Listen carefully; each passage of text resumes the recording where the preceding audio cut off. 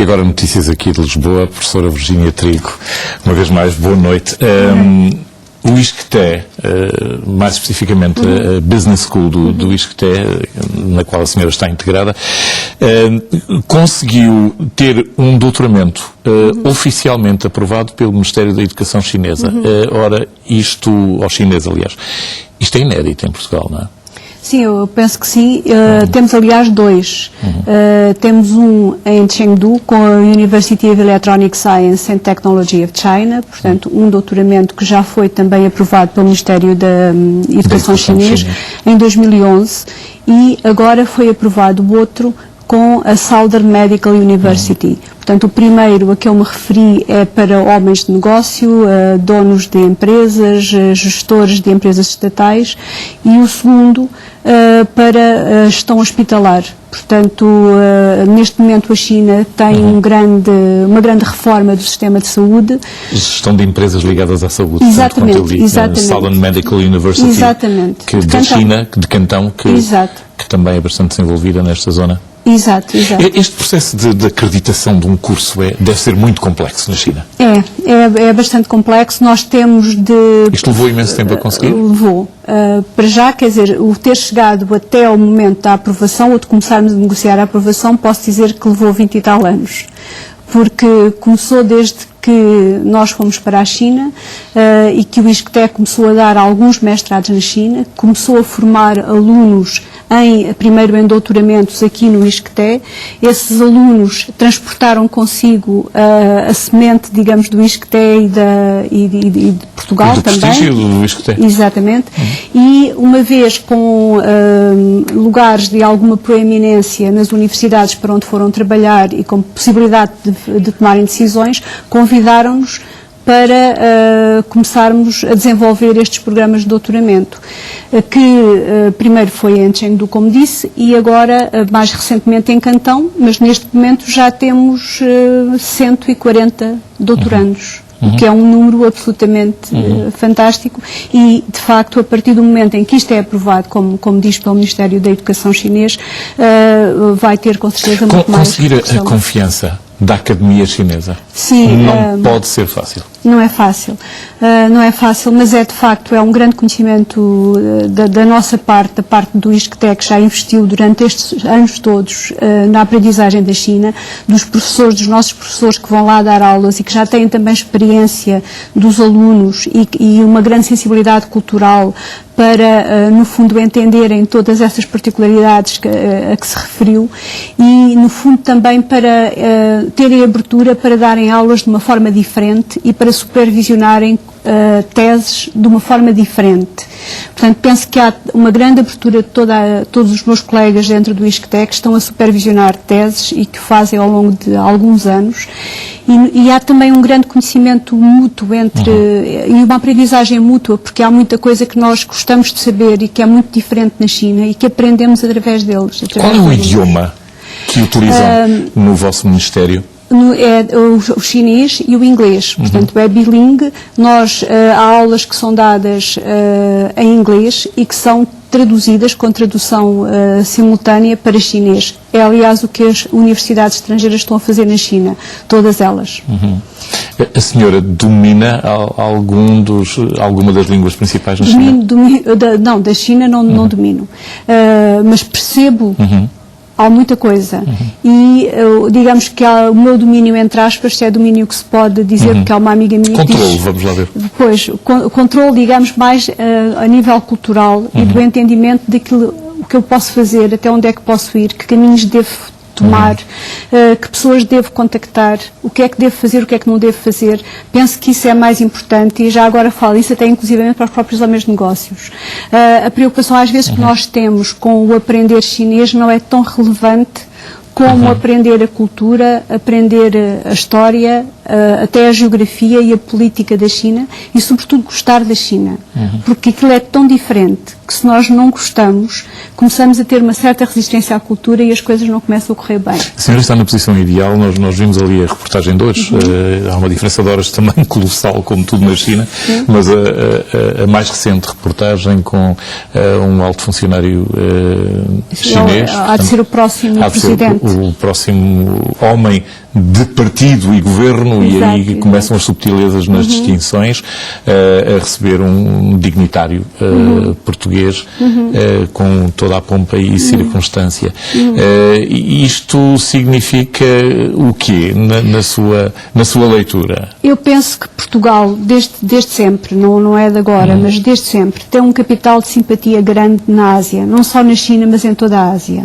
Esse capital de simpatia talvez possa ser melhor aproveitado do que aquilo que tem sido. Portanto, se há regiões do mundo onde nós somos naturalmente, não há antagonismos relativamente a Portugal, é na Ásia.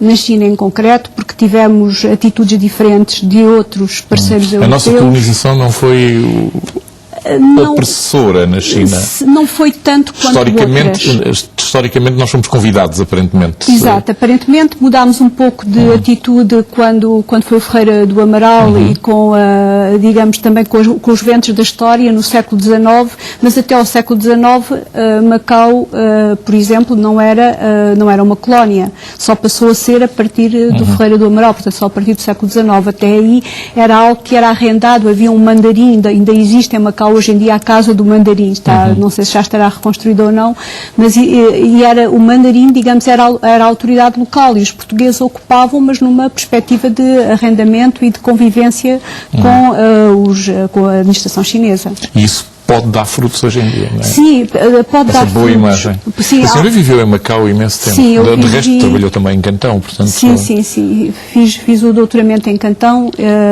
e tenho em Macau, vivi até 2001. Na Universidade de Macau. Estive na Universidade e depois no Instituto de Formação Turística de Macau até 2001, entre 89 e 2001. Mas durante todo este tempo, eu fui muitas vezes à China e estive durante longos períodos, até quando não havia ninguém na China, porque era isolado, quer dizer, nenhum estrangeiro, chineses havia muitos, obviamente, mas a dar aulas e durante 1 ou 2 meses e, de facto, tudo isso foi muito útil para aquilo que eu hoje... Tecnicamente falando, desde os tempos de Deng Xiaoping, de resto, é uma das partes do meu currículo que eu me honro muito de ter participado. Foi um encontro entre o general Yanos, Presidente da República, e ainda vive Deng Xiaoping no Palácio do Povo. Sim. Estava a tentar ver se aquilo tinha sido no Palácio do Povo, aparentemente não foi. Depois parece que não. Parece-me que não foi, mas esse foi um momento assim histórico que é difícil de esquecer, com toda aquela ritualidade. Mas nessa altura falou-se nos 2 modelos da China, uma tentativa de coexistir, por exemplo, no centralismo democrático com um partido absolutamente centralizador e com a consciência de que o mundo se abria. Como é que a senhora concilia esses mundos num modelo de negócios? Que é essa a sua área de especialidade. Mas uma das características exatamente do chinês é a conciliação dos opostos. Portanto, mesmo em termos de yang, exatamente. Não existe preto sem branco, o branco existe porque existe o preto, não somos capazes de distinguir uma coisa. Centralismo sem descentralização. Aliás, a China é muito descentralizada e é muito descentralizada. É um país que é muito descentralizado. E isso, por exemplo, é um desconhecimento de muitas empresas. Muitas empresas querem negociar diretamente com Pequim ou querem ir diretamente a Pequim. Mas, na realidade, muito poder está nas províncias e está nos governos provinciais. Nós, por exemplo, o ISCTE, estes acordos que fizemos, eles foram decididos em Pequim, a acreditação, mas todo o nosso contacto, todo o nosso guanxi, digamos, o nosso sistema de relacionamento se faz com as províncias, se faz com as universidades que existem nestas províncias. Mas fazemos-lo de acordo com os ventos da história, que também é muito importante. Portanto, entender os ventos da história. Há uma tradição de Cantão para ser uma província exposta ao mundo e aberta ao mundo. É a primeira, por exemplo, durante toda a Revolução Cultural, a Feira de Cantão foi sempre próxima de Hong Kong. Exato, mais próxima de Hong Kong e, digamos, aquela onde entram as moscas, para utilizar uma expressão do Deng Xiaoping. Portanto, aquela onde entram as moscas, é necessário abrir as janelas, entram moscas, mas também entra ar fresco. E, portanto, nós temos, concilia essas duas do Deng coisas. Xiaoping. É do Deng Xiaoping. Vamos, a política de abertura é abrir as janelas, vamos Podem deixar entrar moscas, mas entrar fresco. Entrar fresco. E, portanto, Mas- essa conciliação, essa admissão de que o bem existe, mas não existe o bem sem o mal, não existe o mal sem o bem, quer dizer, isso é muito, que então muito foi a chinês. janela, não é? Foi uma janela. E depois existe, já desde os anos 90, uma indicação do governo chinês de que é necessário ir para o oeste, de que é necessário desenvolver a parte oeste da China. E Chengdu está na parte oeste da China. Portanto, nós, ao, no fundo, concentrarmos nessa região, estamos a seguir os ventos da história. E, portanto, quando muitas universidades pensam, é muito mais interessante estar em Xangai, é muito mais interessante estar em Pequim, o ISCTE pensa que não, pensa que é muito mais interessante seguir os ventos da história e estar numa província onde é bom, é indicativo e o governo chinês entende que se deve desenvolver este tipo de cooperação. Portanto, isto não é contra aquilo que o governo chinês indica, mas é contra aquilo que o governo chinês deseja. Isso Eu é li importante. recentemente num jornal curiosamente americano uma crónica que dizia a partir da altura em que os chineses tiverem uma moeda convertível, Completamente convertível. os menus nos restaurantes em Paris vão ser seguramente também em chinês.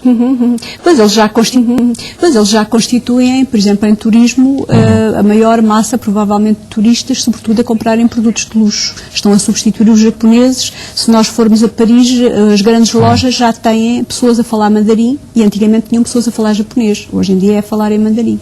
Porque embora eles, em termos proporcionais, a população com capacidade de compra seja reduzida em termos chineses, eles são 300 milhões e dentro de 5 ou 6 anos serão 400 milhões que têm capacidade de compra e de viajar para o estrangeiro.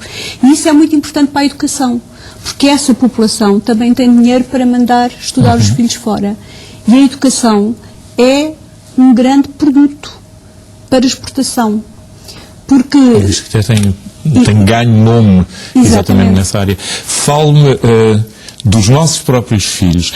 Tem havido interesse em, por exemplo, em adquirir, a nível de mestrado, terá que ser necessariamente tecnologia para penetrar nesses mercados por parte de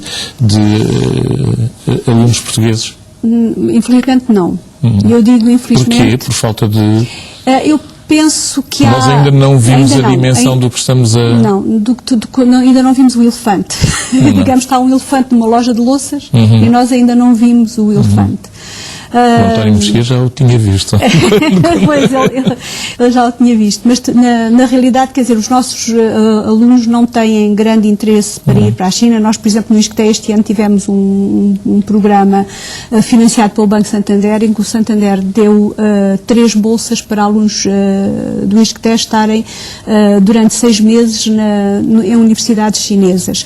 Não apareceram, quando nós anunciámos isso, eram bolsas pagas, não apareceram muitos alunos a concorrer aos 3 lugares, portanto era ser para aí 12 ou 13 alunos, o que era, penso eu, que deveria despertar muito mais interesse. Nós temos também programas de intercâmbio com universidades chinesas, recebemos aqui alunos chineses em regime de intercâmbio, muitos, e temos de certo modo de controlar a vinda desses alunos, porque não temos alunos suficientes para mandar. Por ano há 2 ou 3 alunos que querem fazer intercâmbio com universidades chinesas, querem ir para a China. Não há, de facto, eu penso Essa que nós... é uma zona que poderemos seguramente dinamizar. Sim. Mas eu creio que ainda estamos à espera que a China imploda. Qualquer coisa desse género. Aquilo vai desaparecer. É assim, qual é a sua visão? Eu penso que não é na nossa geração, nem provavelmente nos nossos filhos. Que isso vai acontecer. O crescimento e a bolha chinesa, se se pode falar nesses termos... Há de acontecer. Mas a liquidez ainda neste momento não é na nossa geração. Quando se olha aos números, é praticamente inesgotável. Há ainda uma grande parte para crescer. Quer dizer, há ainda um grande espaço de crescimento. Agora, é evidente que todos nós sabemos, eles também sabem, quando eles dizem, como por exemplo há pouco disseram, que Portugal há de recuperar da crise económica, havemos de recuperar e havemos de cair na crise económica outra vez, porque esse é o ciclo. Aliás, os chineses descrevem o tempo como um helicoidal. As coisas repetem-se sempre as mesmas coisas, em circunstâncias diferentes. Nós vemos o tempo assim, e eles veem o tempo assim. Portanto, eles sabem que um dia também é onde vir outra vez no declínio. Como já tiveram várias vezes, tem 55 mil anos de história, tiveram muitas vezes em cima e muitas vezes em baixo. Tivesse ao menos meio século, talvez tentasse ir a alguma das aulas do ISCTE com um mestrado dedicado à penetração nesse mundo, que deve ser fantástico, não há dúvida nenhuma. Exato, já aprendi que em Cantão a janela aberta que entra é uma janela aberta que entra ao ar. Muito obrigado por ter vindo a este Jornal das 9. Muito obrigada. Foi um prazer tê-la aqui e parabéns pelo sucesso do ISCTE, com o doutoramento reconhecido lá. Professora Virgínia Trigo, do ISCTE Business School, curto, mesmo muito curto. Intervalo agora e voltamos com o nosso Frente a Frente. Até já.